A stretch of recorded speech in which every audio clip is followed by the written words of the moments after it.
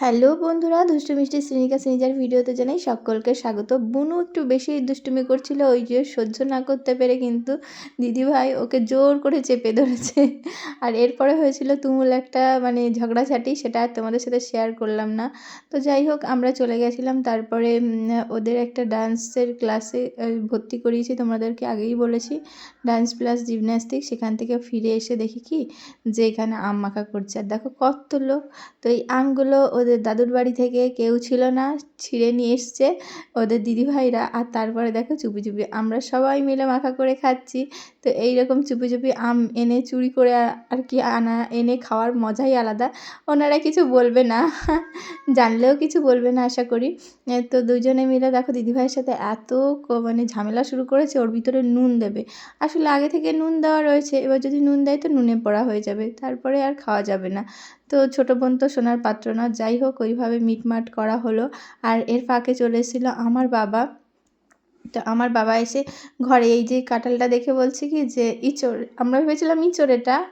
তো একজন খেতে দিয়েছিল, তো ঘরে এসে গন্ধ বেরোচ্ছে, টিপে দেখেছে কি যে পেকে গেছে। তারপরে বললো যে পেকে গেছে। আমি বললাম তাহলে ওটাকে একটু ছাড়িয়ে দাও, আমি একটু খাই। কারণ বছরের প্রথম জিনিস খেতে কিন্তু বেশ ভালো লাগে। তো সেই জন্যই বাবা ছাড়িয়ে দিয়েছিল, শ্রেণিকা শ্রেণিজাও কিন্তু খেলো। আর এখানে দেখো ওদের দাদুনকে অনেক কিছু শেখাচ্ছে, কেমন করে কথা বলতে হবে, কেমন করে বলতে হবে না। এখন এই বয়সে এসে ওদের থেকে কিন্তু আমাদের শিখতে হবে। আসলে ওরা যেই কথাগুলো আমাদেরকে শেখায়, সত্যিই আমাদের এরকমভাবে চলা উচিত আর কি। আর এখানে দেখো কী করছে, জেম্মার সাথে ঝামেলা করছে। ওর জেম্মা ওর পেটুটা বলছে আমি খেয়ে নিচ্ছি, একটু আমি খাচ্ছি। আর তারপরে দেখো খুব রেগে যাচ্ছে। এই ছোটোটা না খুব রেগে যায়, ওর জেম্মা যাই বলুক না কেন ও খুব রেগে যায়। আর পিছন থেকে দেখো বড়টা চেয়ার থেকে তোলার জন্য ব্যস্ত, কারণ চেয়ারটা তো ওর। আজকে এখন ঘুমাবে, তো ঘুমানোর সময় ও বলছে যে ওর দিদি নাকি খুব ডিস্টার্ব করে, প্রতিদিন ডিস্টার্ব করে ঘুমের মধ্যে। আসলে এরকমই হয়, কারণ হচ্ছে একজন যদি ঘুমায় আর একজন কান্না করলে কিন্তু খুব ডিস্টার্ব হয়। আর এরকম প্রায় হয়ে থাকে, দুটো বাচ্চা এক জায়গায় যখন শোয়াই তখন একজন ঘুমের ঘরে হয়তো কেঁদে উঠলো বা কিছু করলো, আর যার ফলে পাশে যে বাচ্চাটা থাকে তারও কিন্তু ডিস্টার্ব হয়। এই ভিডিওটা কিন্তু 25শে বৈশাখের দিন, অর্থাৎ তার পরদিন।